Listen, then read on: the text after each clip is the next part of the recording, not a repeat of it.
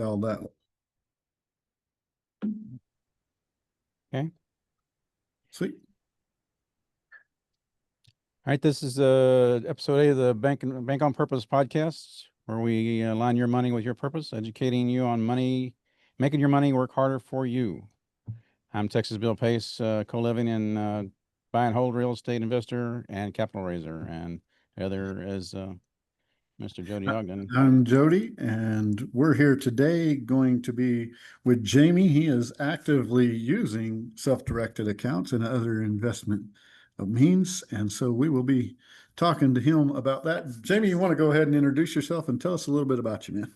Yeah, Jamie Stone got into, well, actually, working right now in healthcare, and that's how I came into this IRA, but I'll get into that. But yeah, I work in healthcare, nurse by background, emergency department mostly. Lately, been working dialysis, epilepsy units, and things like that. Monitoring, I do management. So yeah, I've got into real estate. I'd say about 2 years ago now, 3 years ago, where I started thinking about it. Bigger Pockets, and then Sub Two and Gator, and joined those communities. And I met you and Bill in Growth Co. And since then, I've been focusing on trying to build my own portfolio and looking at co-living and raising private capital and that sort of thing. But in terms of um, the other side of it, I've done some lending as well, and some private money partnerships. And I think that's what we're going to talk about today, right? Yes, sir. That's how pretty much how we're going to focus on it today. So, how did you find out about self-directed accounts if you were in healthcare and that's your career and stuff, Jamie? Well, I wanted to. Okay, so when you start reading about real estate, the first thing you think is how? How are you going to do it?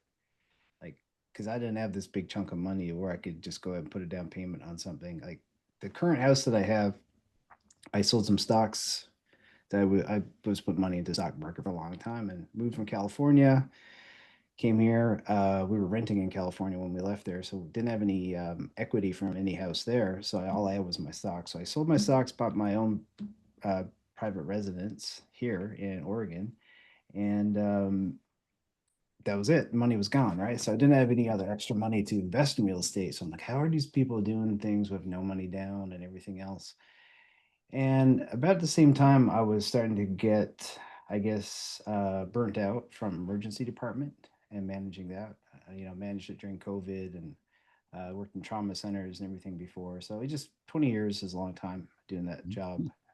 So I left my employer and went to another hospital here in Portland, and I had this pretty sizable retirement account. I'm like, I remember just from, I think it was Bigger Pockets. They had this lady on. She's the, I guess she must be the CEO of UDirect. And she was just talking about like self-directed IRAs. And I had heard about it in the past and never paid any attention to what it actually was, because it always seemed like something I couldn't do because I was locked into my company's 403B, right?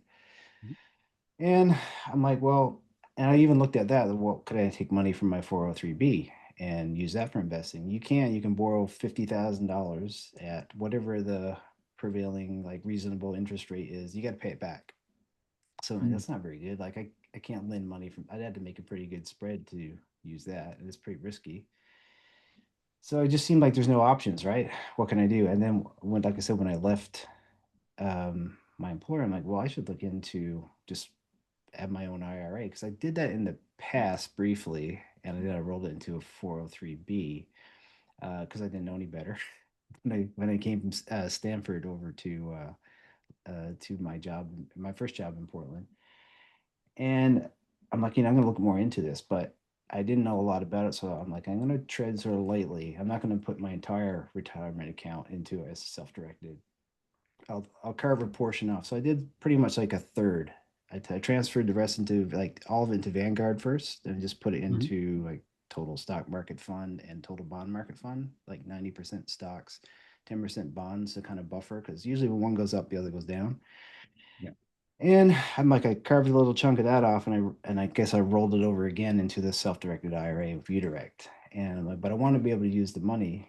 A lot of people just roll it into a self-directed IRA, and you can use it for real estate and things, but you have to go through this compliance check every time with the self-directed company, like with the IRA company.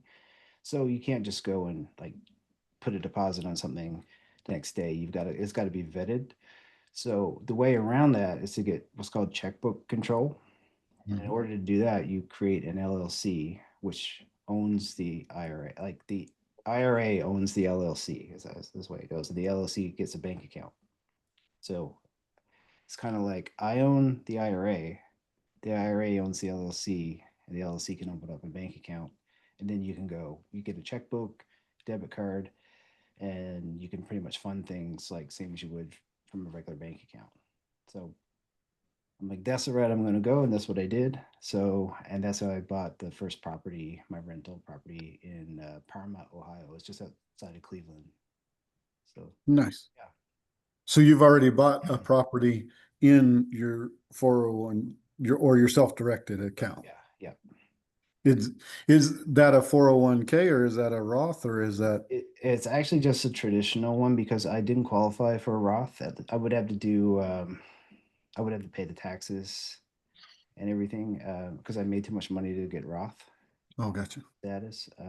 There's a way you can do it, but I'm like, I just kept it simple because I wanted to move quickly. And this was my way to get my foot in the door and actually say, well, I'm actually doing this now. Otherwise, I don't know when I would have, because this is before I joined Gator.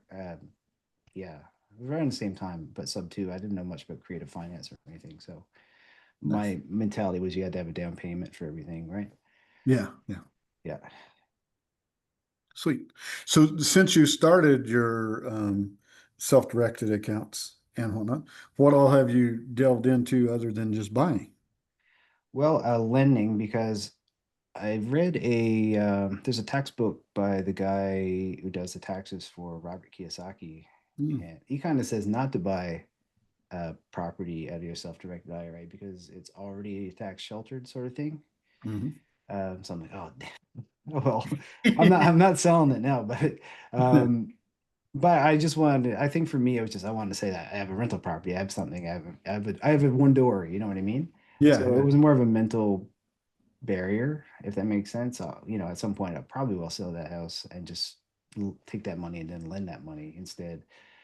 But yeah, with Gator, which is one of the Pace Morby communities, I think it was probably the third strategy that he started teaching. Originally, the first strategy is you're lending EMD and double close, that sort of stuff. But the third strategy that he taught was private money lending. A lot of it's like gap lending, um, lending on first position, construction, that sort of stuff. So I looked into that and I said, yeah, I'm going to try this with the self-directed IRA. So I did one loan from that and one from like some personal money that I had. And that was how I kind of got started. So very small amounts. One was 5,000 and one was 10,000. The 10,000 was from the IRA. The five was from just my own money. And that's kind of how I got started. And yeah, So how do you decide whether you're going to use your personal money or the money in your Roth to uh, I think I loan? was at that time. I really was just experimenting. I'm like, I've got about 5,000 I can put in. Okay, and that was going to be outside of a tax structure sort of thing, right? I wanted to see how that would work, and because the nice thing about the IRA, everything you make in there is tax sheltered for now. Mhm. If it was Roth, you wouldn't even have to pay taxes on it later. But traditional IRA, like whenever I take that out at some point, I'm gonna have some kind of a tax burden. Hopefully less than what I would have now if I took it out, right? Yeah. And yeah, I'm too young to take it out now anyway, because I would get penalties and everything because it is a retirement account. It just seemed why and I had a bigger chunk of money in the self-directed IRA, so that's why I just stuck with that one, just to do more deals and yeah, to get more credibility and use that money for investing because that's what I had it for. Um, Go after that higher percentage that you can get, versus the stock market sort of thing. That actually leads to good next question. What kind of returns are you typically seeing using either your self-directed or just the loans that you're doing? Right. So the first two that I did, I didn't know what I was doing. So I just jumped on these two loans, and I was promised 25% on one. I'm not promised because you're never promised, and 30% on another one. And really, I thought I did due diligence, but I didn't really know what due diligence was for it. And those lost money. Like I didn't get those back. They're both in Salt Lake City, and it was both a case of the borrower, like the flipper, didn't do like they did some demo, but they didn't do the work. In one case, the guy actually took the money and used it for another, basically used it for a down payment for his hard money loan and didn't do any the construction afterwards. And they both ended up getting foreclosed upon. One actually, the the one I had lent 5,000 on, one of the other borrowers actually stepped in and took it over, and but we all lost our money. Like he paid off the first position, and so I learned a lot there. I learned that higher percentages are not always, probably they're going to be more risky for sure. So I decided to stay away from those. And about the same time, they started this underwriting course in the Gator mentorship. And I went through that and I learned a lot from Alexis Morgan and Abraham Gray. And I started to do loans with them directly. And now I just go for 12%. So So the 12% less risk, you ain't got your yeah. neck on the line there as It, much. And it's still and yeah, pretty good. the thing is a first position loan too. I wouldn't like second position loans. I don't think I would do them anymore unless I was super like confident in the borrower and there's enough meat on the bone that after all of potential legal expenses and foreclosure expenses, I would still be able to pay everything off and make a tiny bit of money. Otherwise, it's like just too much risk. Yeah. Yeah. So basically in that, so let's say that you've got one at 75% loan to value with your money in second position would you think that was a good position? Or does Mm, it have to be even lower for you as far as percentage? 75 is pushing it for sure, because then you only got 25%, right? Mm. Um, Generally, I've seen like 65, 60 when people butt in that low, and then there's usually some meat on the bone. And I've got a good contact in Gator. Actually, I'm a affiliate now to sell this work, not to sell, but to promote this workbook that she created. And you can go and put all the variables in from A to Z, and it tells you if the loan, like the risk of the loan, basically first position, second position, and it calculates everything, even based on what state the property address you put the property address in. It tells you like the number of months for foreclosure and all that, and does all the calculations on the back end. It's pretty crazy. Oh, wow. Yeah. Well, So I've we'll been make sure to get that link from you so we can put with this. Yeah, yeah, for sure. Yeah. I haven't used it like yet on a loan that I did, but I played with the software and I used her draft version about a year and a half ago. I bought it for like 25 bucks from her and I touched base with her and I was like, "Hey, are you still working with Alexis Morgan?" She said, "Yeah." And she said, "Yeah, you remember that workbook that you bought?" She said, "I got that like polished up now. I sell it for a lot more money than what you paid for it. And if you're interested in being an affiliate for it, yeah, sure." So Nice. yep. Nice. Yeah. S- So what advice would you give at this point to a first time lender that they're looking to lend out of their retirement account? I would say be cautious. If you can find someone to partner with who's done this before and like understands the paperwork and what you need to stay protected, that's the best route to go. Because some people will, say they like a borrower needs $300,000. There's people out there that will, they've got $300,000 or close to it, but they're willing to take you on for maybe you could use 50,000 of your IRA, and you could go sort of like together as a joint venture on that loan, and that's how you can be in first position with this other person that brought a lot more money to the table. So usually those kind of structures, they work like maybe they're getting 15 to 18% or something, right? But they're giving you 12% because you brought in 50,000 or 10% or whatever it is. And it's kind of a safer way to do it because you've got their expertise and they're kind of guiding you along the way. So I would say if you could find someone like that and try and stick to first position loans where if it all goes sideways, you guys could take over the property and sell it as is probably. And if you've done if the house was purchased with enough meat on the bone, then you'll be fine. Like you'll get paid back and you'll make money besides. Even if Nice. yeah. Do you do a JV and a LLC or something so that you both be on the same thing as a first position? Is that how you work it? Yeah, it's just a JV agreement. My LLC and their LLC just go together as partners to as lenders um, on this So loan. you're both first position loans. Yeah, yeah. Oh, that's sweet. Good, that's good. Well, it's like yeah, it's kind of like a so it's not really fractional to that degree. It's like maybe two people or three people on it. That's it. Yeah. It's actually a good point you bring up there, since you've actually done a fractional at Hmm. this point. So tell us about your experience with that.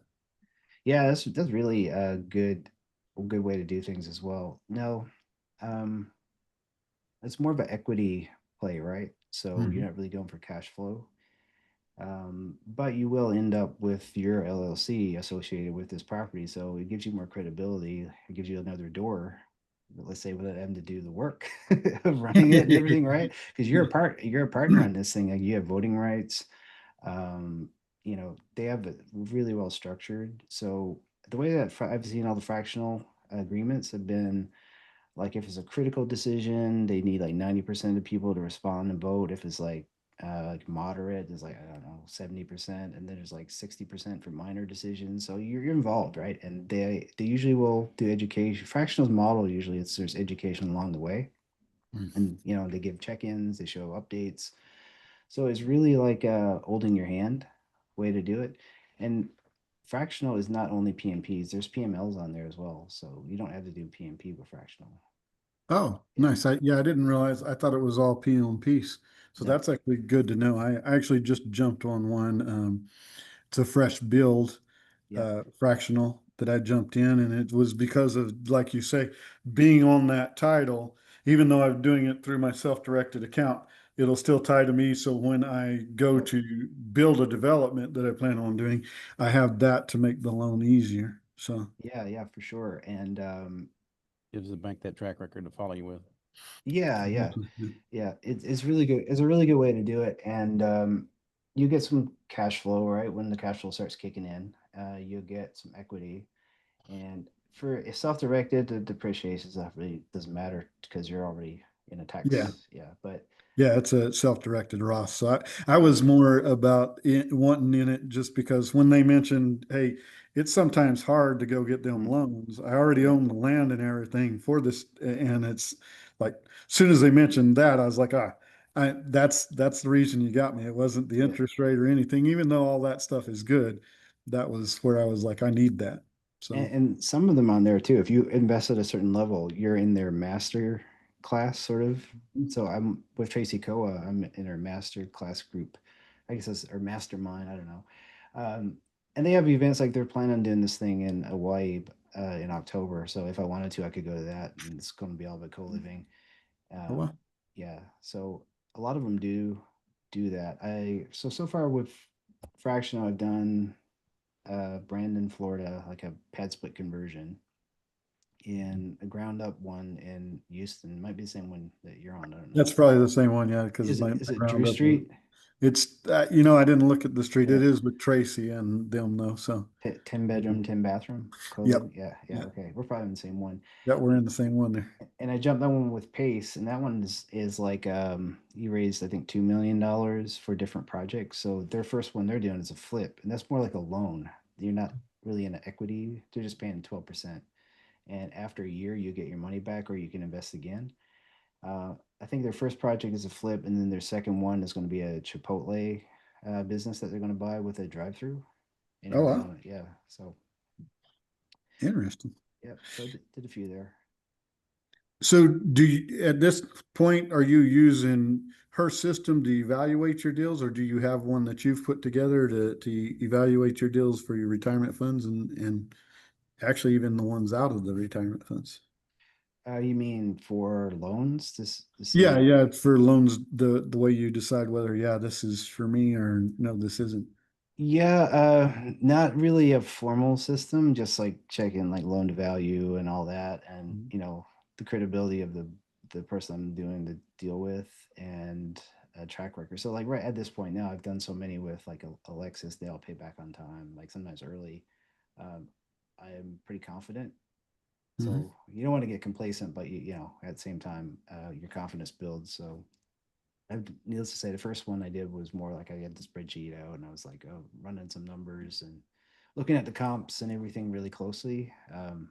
But yeah, so I'm want to dig into this new tool that I was telling you about and play with the finished product that this other gator brought to me. So Nice. yeah, I'll look forward to bringing you back and hear how that's going because that sounds like yeah, a great tool to utilize. mm-hmm. Yep, for sure. So looking at where ahead, where do you see your biggest opportunities in the next 5, 10 years using your Mm. self-directed accounts and Yeah, well, it's working pretty well for me now, doing the just lending, getting that interest rate, getting the cash flow. Is because it's fixed, right? It's a fixed rate. Like the stock market could crash tomorrow, and I'm still going to get my 12%, right? Uh, nice. on the other side, if everything took off like crazy, I'm still just going to get 12%. But the likelihood of that happening is probably less than crashing. I don't know. Yeah, I mean, it goes up, it goes down, but I think overall it's about 7% over. If you look at the stock market for like I don't know how many years, that they say it's generally what 70%. Yeah, 7, 8%. And then after your fees, you're really at 4 to 6% that you're Yeah, actually making is what I hear. yeah, especially So if it's in mutual funds. yeah. And so needless to say, yeah, if you're getting a consistent 8, 12, 15%, you're doing way better than the market most of the time. Yeah, I mean, down the road, I might actually even convert more of my, let's say, traditional IRA with Vanguard over to my self-directed and use even more for lending. But I'm kind of, I don't want to put too many eggs in one basket with real estate.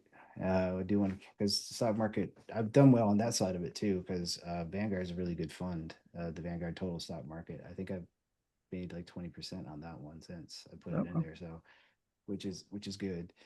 Um, I guess I just put it in at the right time. yeah, yeah. Timing, But timing's I don't everything. touch it. So I think that's the key of that one. But needless to say, that is a good one because the original amount that I took and put into my self-directed, I came back a second time when things went up and I took even more. And it still went back up to where so it's back up again to where it was originally almost. Yeah. Oh, nice. So it's like I got this, it's almost like free money in a way because I took money from it, I used it for the self-directed and it went down because I took the money. And then over time, with redistribution of dividends and everything else, and I haven't added any money to it. It just went up again, and I took money again, and it went up again. So I just keep doing that, right? I mean, I'm diluting my shares, of course, but the value went up. I guess I'm not diluting my shares because it does pay dividends and goes back into it. So Oh, yeah, sweet. yep. So finally, if someone listened today wanted to get started, what's the very first step they should take? Towards using self-directed. Yeah, to Yeah. whether it's setting it up or how they Mhm. find out about it, or yeah. Yeah, first of all, being if you have a retirement account and you're still working at that company, then you can't really do anything. This is only for if you've got money left at like a company that you've left. I mean, there's probably other ways you can do it as a self-employed. I think there's like a solo 401k and things like that. Mm. I don't know much about that, but if you're just like working a 9 to 5 or working a W-2 and you've had a retirement account and you're still at that job, you kind of got to wait till you leave that job before you can do something with that money. So if you're not in that position, well, you just going to find another route. But if you did leave a job and you've got maybe retirement account over here and one over here, instead of rolling it into your current employer's offerings, which is just going to be mutual funds, you should roll it into at least just to get started, put it into a regular IRA like a Vanguard type deal if you want until you figure out if you really want do the real estate thing. You can always carve off a portion of it like what I did. You don't have to go all in. say if you had like $300,000 with all your different retirement accounts, you put it into one Vanguard IRA, and maybe you're like, okay, I'll do half. I'll put 150 into self-directed and keep 150 into like the market, stock market, and you can have your real estate self-directed IRA over here and use that and start break into doing some lending and things like that from that one. So that's how I would do it. I would just kind of see if it's right for you first, and then you could go back and take the rest of it if you want. Yes. Listen, Bill, you got any questions or? I was just gonna say if you had a chance to take, depending on where you're at in your taxes, if you get a chance to put it in a Roth, you might want to consider that. You're talking about putting it in an IRA, but I would put Yeah, it in Roth. towards a Roth if they have that option Yeah, or the that would taxes on it. be the best advice. Yeah, Because because later on you're gonna have to pay those taxes anyway, so you might as well get them out of the way if you can. yeah, yeah, Yeah. But other than Nobody that, it looks for was taxes great. to go down with the way the government spends money, right? We all look for that's them right. to, at sooner or later, we've got to pay the piper. Yeah, yeah. Yeah, no, that's a really good point because if you put $100,000 into a Roth self-directed IRA and you turn it around, and it's worth 5 million later on, you still don't have to pay any taxes because you paid them already. Absolutely. So yeah, it's the Yep. best strategy. Yep. If you can get it out, yeah, if you're gonna invest with it, make it, you might as well play with the tax-free stuff Yeah, if yeah. it's I all need possible. a good chart. I need a good accountant to get me through Don't we those all? things. Yeah, yeah, yeah. We need to Right. find one of them. I know, right? If you find a good Sweet. one, let me know.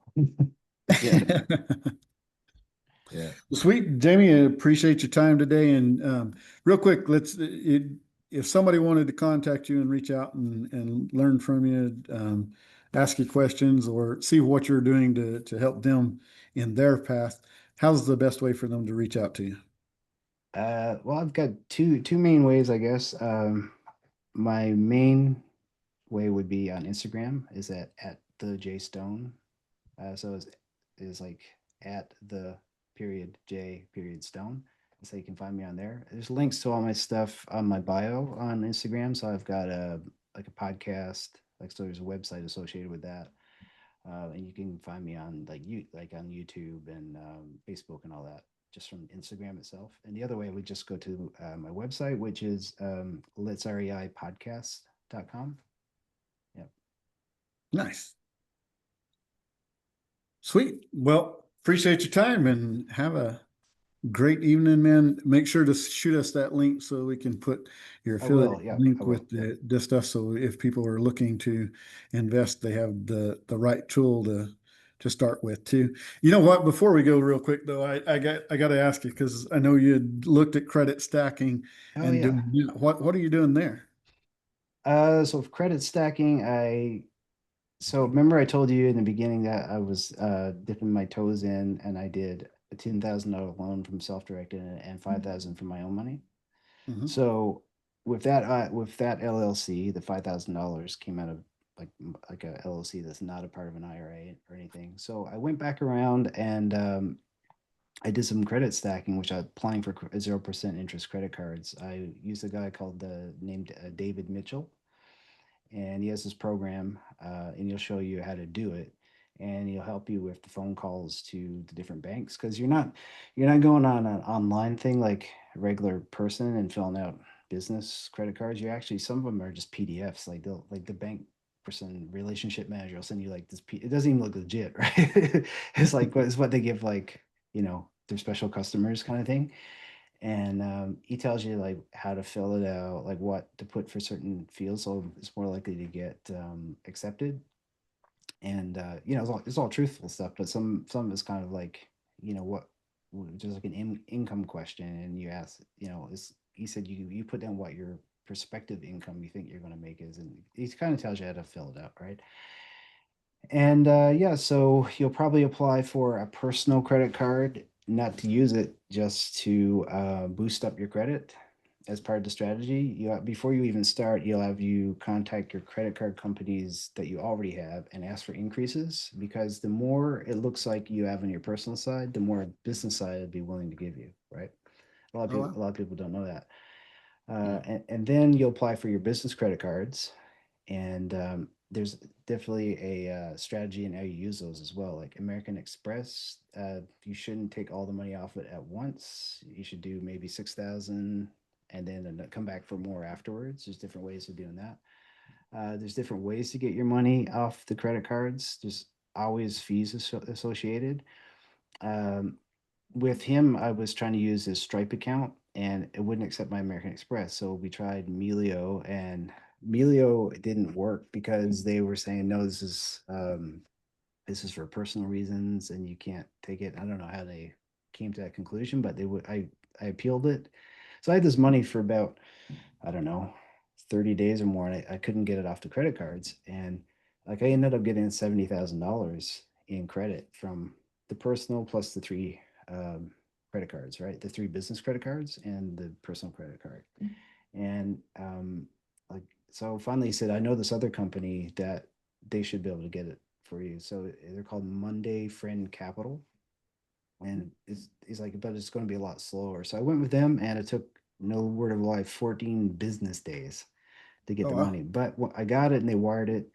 And I was able to loan Alexis Morgan, $30,000 from credit card, 0% interest credit cards. And you just got to figure out, you're going to need at least 12% for a loan like that because most credit cards, the minimum payment is like 1% a month, which works out to 12% over a year, right? So at the end of your loan period, um, you've been making payments every month, but you're really just making principal payments because there's 0% interest. So then you get your loan paid back, you pay off your credit cards, and you keep the difference in what you've paid down over that time. So it's a nice way to do it. If you could get more than 12%, even better. If you could get 15%, you'd do even better. But if you're doing that strategy, don't take less than 12% because you'll end up coming out of pocket each month for the monthly payments. Yeah. Yeah. So even though you get it back, you want to, because you have them payments that you've got to calculate into your strategy, Yeah. you want to make more than just making your money back plus Right. the spread. You want to make that. And the first time you take that money too, you're going to have to pay a fee. So you got to calculate that as well. So, Yeah. but there is a way to really lessen your fee amount. And there's another guy in sub two, Stephen Allen. He's, I don't know if do you know Carolina Allen? She's local to Portland. She's been sub two like when there was only like 1,000 members. Yeah. I don't think so. He told me this really cool strategy that he did. He went to Costco and he bought some gold from Costco, and immediately gold went up. But you got to act kind of because you don't want to go down, so you got to do Yeah, it yeah. pretty soon, right? He went. There's a couple local places here that give you really good rates on gold. Bought it at Costco. Costco sold it at these gold places and got this money back, and there was barely any. He actually made money when he did it that way because he actually sold it for more than he paid for it. Oh, wow. Yeah, so I thought that was a pretty creative strategy he did right there. Gold, because how do you get the money out? And there's no question with the credit card companies, like, what are you using this money for? It's like you bought gold from it. And yeah, That is cool. yeah, Sweet, sweet. Well, again, appreciate your time. Thanks for going a little extra long with us and Absolutely. teaching us Yeah. about talking to us about that one because that's Yep. one I'd dabbled with a little, but hadn't messed with too much. I just went to using them like regular business cards yeah, after I got them. So, yeah. Don't do that. Use it for lending because that's it's just free money for lending, really. yeah, Yep. sweet, sweet. Yep. Well, again, don't forget to send us that link. Y'all will put his link to his Instagram there. Is there any other way you'd like to have them reaching out besides your No, RE that's the best way. podcast? Yeah, Okay, that's the best way. Yeah, shoot me a message on Instagram. sweet. Yep. Thank you for your time tonight, Jamie. All right. Appreciate it. Thank you. Thanks, Jamie. Appreciate it. Take care. Y'all have a great one. Yep.